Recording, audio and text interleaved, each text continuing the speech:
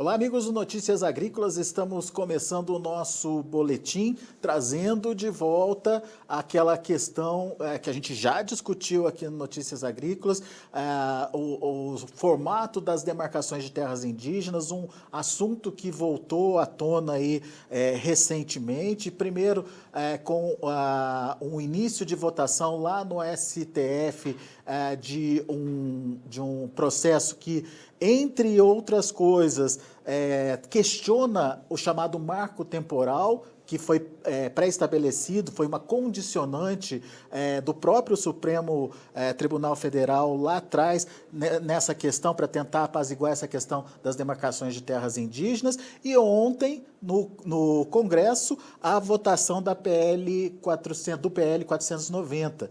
Entre outras coisas, colocando o marco temporal como regra para novas demarcações, mas também trazendo algumas novidades, como, por exemplo, a segurança do produtor que tiver que deixar a propriedade dele em função de uma situação de demarcação de terras indígenas, que esse produtor seja pago, né? Seja... enfim, tenha a sua propriedade paga aí pela demarcação ou pela retirada da produção ou da atividade dele daquele local.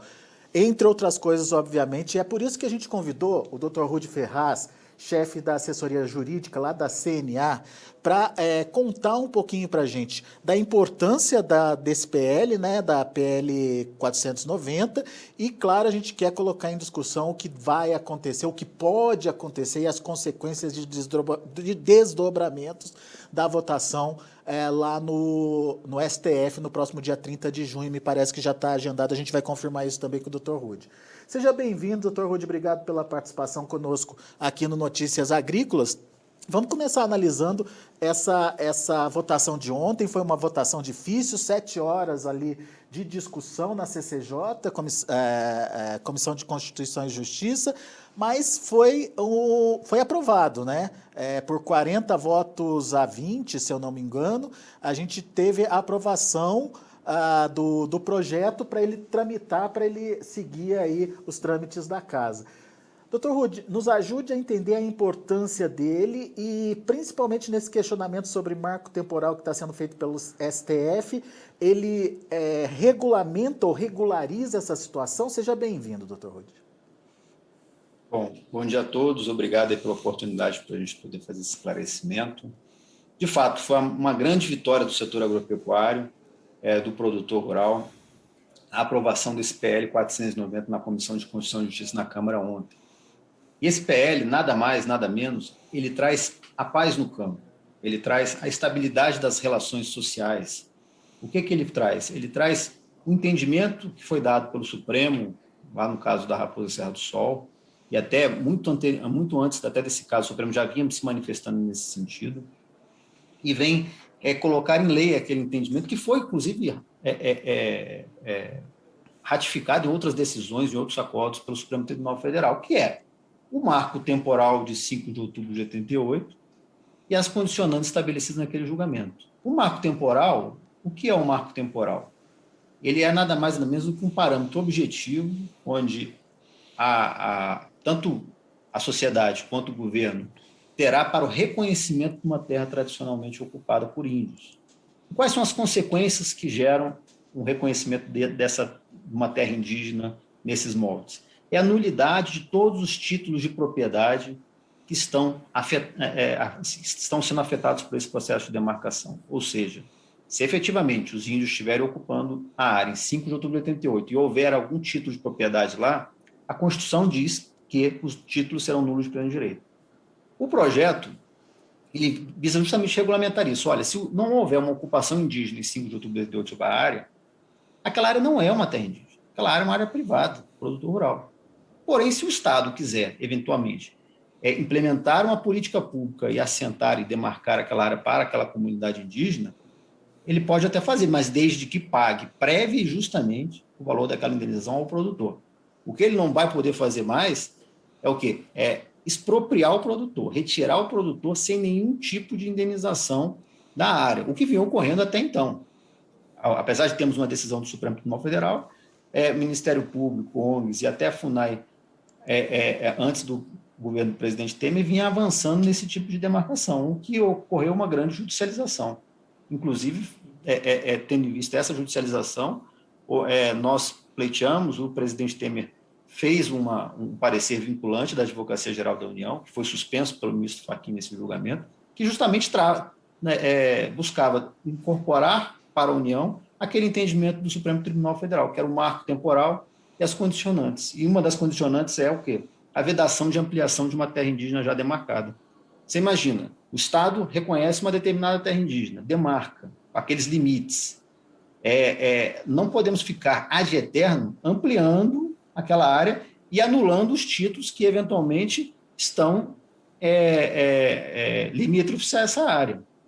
Então, esses padrões objetivos que buscam o quê? A implementação da paz social, a implementação, inclusive, das novas demarcações de terras indígenas, agora sem fazer um enriquecimento ilícito em face do produtor rural. Então, esse projeto ele busca trazer essa segurança jurídica e uma grande vitória que nós tivemos na CCJ. Agora nós temos que ir ao plenário e batalhar para a aprovação desse plenário, depois ao Senado e depois a sanção presidencial.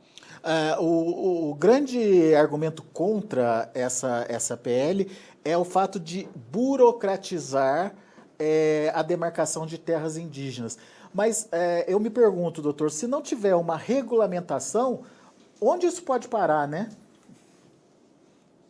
Eles alegam burocratizar por quê? O burocratizar dele quer dizer aqueles afetados terão direito à indenização.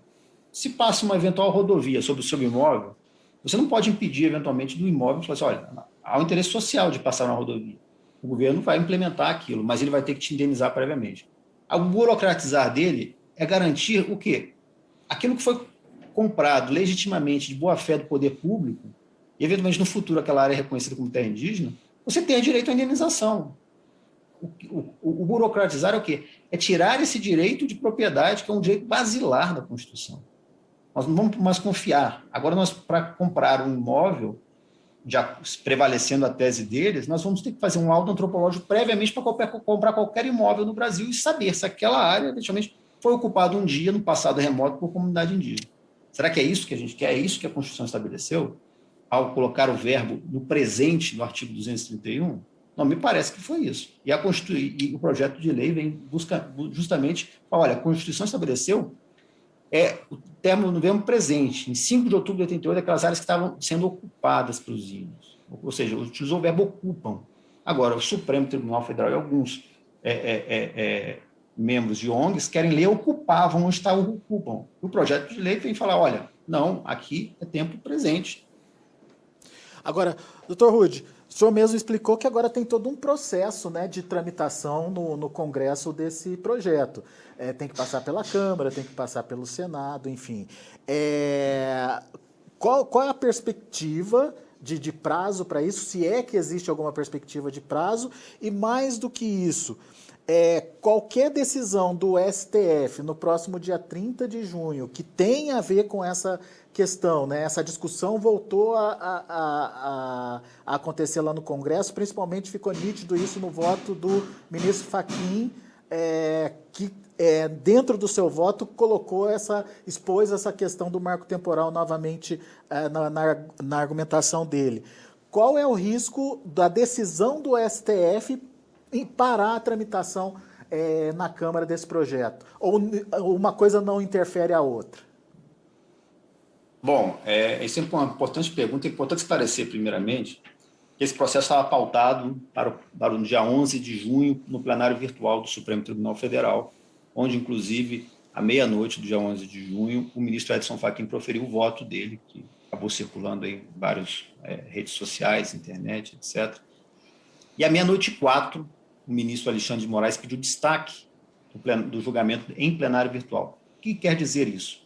Quer dizer que o ministro requereu o destaque para um julgamento no plenário físico. O físico é aquele ao vivo, por videoconferência, que está ocorrendo recentemente no Supremo Tribunal Federal por conta da pandemia. Então, o vivo é um julgamento ao vivo, onde os ministros podem debater o tema de uma forma mais clara e não apenas colocar o voto no sistema virtual do Supremo Tribunal Federal. E esse destaque, remetendo o processo para o plenário físico, foi pautado agora pelo presidente Fux no dia 30 de junho, na próxima quarta-feira, para julgamento. Quais são as consequências se o voto do ministro Fachin acontecer? Uma verdadeira instabilidade social, uma verdadeira insegurança jurídica no país. Nós estamos habilitados no processo, defendemos, fizemos sustentação oral, estamos fazendo audiência com os ministros, levando a importância do Supremo ser coerente e manter a jurisprudência. Nós não podemos mudar a forma de jogar 30 anos depois da Constituição. Nós não podemos ler a Constituição de uma forma totalmente divergente do que está escrito, porque isso é de segurança jurídica que nós queremos. Então, nós estamos levando essa sensibilidade para os ministros, de que é necessário ter coerência. Nós não podemos aqui fazer política num julgamento do Supremo Tribunal Federal. Então, para isso, nós estamos trabalhando, inclusive, o Congresso está assumindo a sua responsabilidade, porque o Supremo Tribunal Federal já decidiu em 2009, teve reiteradas decisões após. O Executivo assumiu a sua responsabilidade, editou um parecer vinculante em 2017. O Congresso Nacional agora, o que faz? Ele assume a sua responsabilidade como legislador, vai falar assim, olha, eu vou normatizar, vou regulamentar um tema que está em sede de jurisprudência, está em sede do Executivo. Agora cabe ao Congresso Nacional regulamentar. Contudo, alguns ministros do Supremo buscam modificar todo esse entendimento. Então, nossa expectativa é que o Supremo haja com uma certa autocontenção e deferência ao Congresso Nacional, deferência à sociedade que está debatendo de forma ampla, plural, esse tema, está construindo consensos para buscar aí a segurança jurídica. A diferença é que quando as condicionantes foram estabelecidas, elas acabaram não sendo, eu não sei o nome correto, mas não servindo como referência para alguns julgamentos, para os próximos julgamentos. Acabou sendo apenas uma possibilidade de se seguir ou não aquela indicação do Supremo. Agora, me parece que a intenção é tornar o que for decidido pelo STF regra para se seguir, é isso, doutor? Quando do julgamento do caso Raposa Serra do Sol, não existia ainda essa repercussão geral que está ocorrendo hoje. Mas o Supremo, naquela ocasião, como todos acompanharam aquele caso, foi semanas de julgamento, o que ele fez? Ele buscou dar uma interpretação que servisse como parâmetro, servisse como referencial para todo o país. E isso acabou sendo refletido em outras decisões do próprio Supremo Tribunal Federal. E todo o Poder Judiciário veio seguindo essa orientação do Supremo Tribunal Federal. Ele veio seguindo, veio dando estabilidade, veio tranquilidade à sociedade brasileira. Principalmente ao produtor rural, que precisa de tranquilidade e previsibilidade para produzir. Contudo, o ministro Edson Fachin, relator, suscitou a necessidade de examinar esse tema em sede de repercussão geral, quer dizer, em sede de efeito vinculante, que aplica-se automaticamente para todos. Efeito vinculante. Os ministros do Supremo Tribunal Federal, muitos deles falaram assim, olha, isso já é uma jurisprudência consolidada do Supremo Tribunal Federal, nós podemos claramente reafirmar a jurisprudência e pacificar esse entendimento. Só que o relator, em vez de pacificar a jurisprudência que já estava há muitos anos consolidada em todo o Poder Judiciário e no Supremo Tribunal Federal, busca mudar a jurisprudência. E isso leva insegurança jurídica a qualquer sociedade. Então, o que nós esperamos que os ministros reafirmem a jurisprudência e tragam essa segurança jurídica, que traga esse parâmetro objetivo, que foi um importante marco no Supremo, e um importante marco para trazer essa tão esperada paz social, ou seja, ter segurança e ter previsibilidade das relações. Eu vou saber exatamente o que é uma terra indígena, na qual eu não vou ter direito a nenhum tipo de indenização, e vou saber claramente que se, eventualmente, no futuro, o governo quiser, eventualmente, demarcar a terra, ele vai ter que indenizar antes. Eu só saio daqui com dinheiro no bolso, eventualmente. Então, essa que é a discussão. Agora, a discussão colocada em pauta, ela expõe aí o diferencial entre a tese do indigenato contra a tese do marco temporal. O que é importante de se entender desses conceitos e por que essa discussão é tão perigosa para o agro, principalmente, doutor Rude? Bom, o que é a teoria do fato indígena? É justamente a necessidade dos índios estar ocupando aquela área em 5 de outubro de 88, a data da promulgação da Constituição. E a Constituição foi clara. Temporal. Esse é o marco temporal, que é a teoria do fato indígena. Tá? O que é a teoria do indigenato? São o quê? É o direito de que o índio se autodeclare índio, autodefina quais são as suas terras, onde ele efetivamente tinha algum laço no passado. É natural que, de um processo de colonização que o nosso país viveu no passado, o próprio Estado, a própria União, à época, começou a ocupar áreas, né?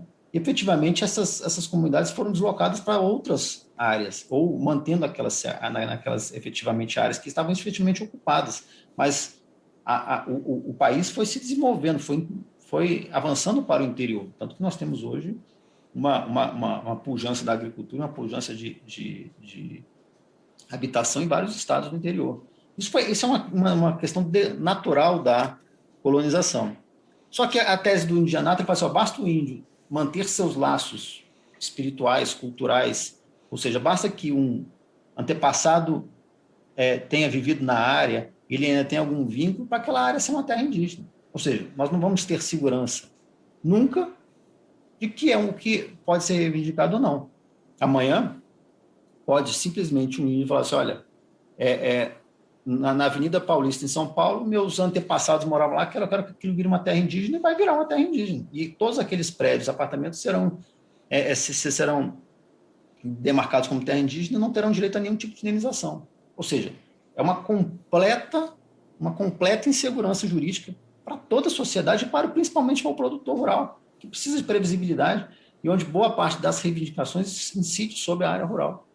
Então, a teoria do indigenato, nada menos é o quê? É uma criação de um estado de insegurança completa. Ninguém poderá afirmar que é proprietário de um imóvel. É essa que, de fato, é a teoria do indigenato. É essa que que estamos combatendo no âmbito do Supremo Tribunal Federal. Agora, o Dr. Rude, o senhor mesmo falou dessa participação da CNA, né, na tentativa de convencimento, argumentação junto aos ministros lá do STF, para que entendam essa necessidade de criar essa segurança jurídica nessa questão das demarcações de terras indígenas. Mas me parece, me corrija se eu estiver errado, as forças do agronegócio, as forças opostas aí, não sei se opostas é a melhor palavra, mas contrárias aí às reivindicações dos indígenas, elas são menores. Os amigos de processo, por exemplo, pelo que a gente viu, acompanhou, tem muito mais participação de ONGs, de associações, o pessoal defendendo a tese e o direito dos indígenas do que do lado de produtores e da questão da propriedade privada. É preciso mobilização nesse momento? Dá tempo de se mobilizar nesse momento? Como que se faz isso, Dr. Rude? Bom, na realidade é importante esclarecer isso. Em números quantitativos, podemos dizer que realmente que cada comunidade indígena se habilitou nos autos, diversas comunidades indígenas, ONGs, universidades, defensoria pública, infelizmente a Ordem dos Advogados do Brasil defendendo os interesses indígenas e contra os direitos dos produtores rurais no processo em trâmite no Supremo Tribunal Federal. Por outro lado, nós temos a CNA, que representa aí todos os produtores, sindicatos e federações, nós temos também outras entidades nacionais, estaduais habilitadas no processo, porém elas têm muito mais representatividade do que, eventualmente, uma comunidade indígena do outro lado. Então, se nós formos olhar pelo caráter da representatividade, o setor agro está muito mais representado no processo do que, efetivamente, do investimento do outro lado. Porém, em números quantitativos, não. Do outro lado, vamos dizer, são 40, porque tem até, inclusive, pessoas físicas habilitadas como amigos curi, e do lado de cá tem uma representação muito mais organizada das entidades defendendo os interesses dos produtores. Então, como o processo está pautado para o dia 30, muito provavelmente quem se pedir habilitação agora não vai ter direito à sustentação oral, porque já está pautado. Então, se eventualmente não for julgado no dia 30, provavelmente o ministro relator vai reavaliar e poderá conceder aí a possibilidade de sustentação oral aí aos que não estiverem no processo. Mas é importante esclarecer que, em número de representatividade, o setor agro está muito mais representado, mas em número quantitativo, não. Então é preciso fazer essa avaliação, e isso vai ser objeto, claro, de discussão no momento do julgamento, porque, em regra, o Supremo dá 30 minutos dividido para todos os participantes. Se nós formos utilizar essa metodologia, realmente nós vamos estar com um problema, porque nós temos 40 pessoas de um lado e 10 do outro. Então, nós vamos ter 5 minutos, as comunidades indígenas e as ONGs terão 25 minutos. Então, nós vamos suscitar uma eventual questão de ordem para haver paridade de armas, ou seja, é necessário dividir os tempos de forma igual para quem está sustentando, para poder efetivamente levar os argumentos durante a sustentação oral de cada caso de forma igual. Mas isso vai ser objeto ainda de questionamento no momento do julgamento, mas é importante fazer esse esclarecimento. Muito bom. E a própria visibilidade que o caso está tendo, né? Ontem mesmo ontem, anteontem, enfim, lá em Brasília, a gente viu os indígenas se manifestando, os confrontos acontecendo e o posicionamento que a própria imprensa geral, né, tá tomando em relação ao caso. Isso não é perigoso, doutor Rude? Isso é uma desinformação. A verdade é essa. Nós vivemos um momento de fake news por parte de alguns colegas da imprensa, onde a tese que está sendo defendida por eles, simplesmente o Leblon, no Rio de Janeiro, onde mora uma boa parte desses membros da imprensa, será demarcada para os índios tamoios, porque basta eles se reivindicarem para ter direito àquela área. Será que é isso mesmo que a sociedade brasileira quer? Não me parece que isso seja razoável. Então, há uma falta de conhecimento de boa parte dessa imprensa, ou falta de vontade muitas vezes, de entender a situação, que, na realidade, o projeto ele traz uma paz, ele traz uma segurança jurídica. Nada impeça que os tamoios, eventualmente, possam querer demarcar o Leblon. Porém, para fazer isso, a União vai ter que indenizar todo mundo que mora lá. Então, ou seja, é um parâmetro objetivo, uma razoabilidade que traz essa segurança jurídica. Então, é importante, eu acho, que o aprofundamento no debate nesse tema, para justamente entenderem que isso traz nada mais, nada menos do que um benefício tanto para os índios quanto para os não índios, no caso, os produtores ou toda a sociedade. Que vai ter um parâmetro objetivo, não vai ter mais conflito. O conflito vai se encerrar no momento onde o afetado recebe a indenização prévia e justa sobre aquele seu imóvel. E onde as regras são claras, né, doutor? Não depende de subjetividade na interpretação, né? Exatamente. O que nós não podemos é ficar numa situação onde amanhã uma pessoa pode vir reivindicar o seu imóvel falando que há 500 anos atrás, há 400 anos atrás, os antepassados moravam ali, ele quer aquele imóvel e você não vai ter direito a nada. Isso realmente não me parece razoável no Estado democrático de direito. Muito bem. Só para a gente encerrar, doutor, sua expectativa em relação à votação do STF e também em relação à tramitação aí da PL no Congresso? Bom, eu acho que é o momento agora de enveredarmos esforços, aprofundar esse debate dentro do Congresso Nacional e aprovarmos ele o mais rápido possível no plenário da Câmara e no Senado, e depois a sanção presidencial. Paralelamente a isso, nossa expectativa é que, eventualmente, como é o último item da pauta de quarta-feira, no dia 30, eventualmente esse processo pode ser não julgado, porque tem mais 4 processos antes dele, e dia 30 e 1º é a última sessão do semestre, né? Então, tendo em vista esse fator, pode ser que, eventualmente, dia 30 não seja julgado. Mas é importante ficarmos atentos, nós vamos estar preparados para fazer sustentação oral no dia 30, e ficarmos atentos aí em convencermos os demais ministros que não se pronunciaram ainda de que é importante o Supremo reafirmar a jurisprudência que já vem sendo consolidada há anos. Pois é, muito bom. Dr. Rude Ferraz, muito obrigado pela disponibilidade de estar aqui com a gente, nos ajudando a entender melhor esse tema e a importância dele, obviamente, para não só a questão do direito à propriedade privada, mas ao posicionamento, ao risco que o agronegócio, que a produção agrícola no país pode correr diante de mudanças muito drásticas aí nesse entendimento que até então vinha vigorando nos últimos anos em relação à demarcação de terras indígenas. Obrigado e volte sempre, doutor Rude. Estou à disposição, eu que agradeço. Obrigado. Até a próxima. Dr. Rude, trazendo, portanto, as informações pertinentes aí a essa análise tão importante de regulamentação da demarcação de terras indígenas no Brasil.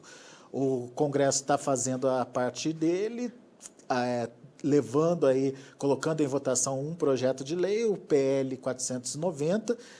Quem tiver curiosidade, quem quiser conhecer melhor o projeto, a gente vai disponibilizar aqui no site para que os senhores tenham maior conhecimento do que está sendo discutido e debatido lá. Houve um avanço ontem na CCJ, na Comissão de Constituição e Justiça. O projeto teve o parecer favorável para tramitação na casa, agora deve passar pela plenário da Câmara, deve passar pelo Senado e, posteriormente, a sanção presidencial, caso seja aprovado. Então, ainda tem algum caminho a ser percorrido, mas as atenções se focam também no que pode acontecer na votação do próximo 30 de junho, onde lá no STF, o Supremo Tribunal Federal, essa questão, principalmente relacionada ao marco temporal, deve estar sendo debatida entre os ministros lá do Supremo. Então, vamos ficar atentos a essas questões. A gente agradece muito a sua participação e audiência e convida para você continuar com a gente. Daqui a pouco tem mais informações e outros destaques aqui no Notícias Agrícolas.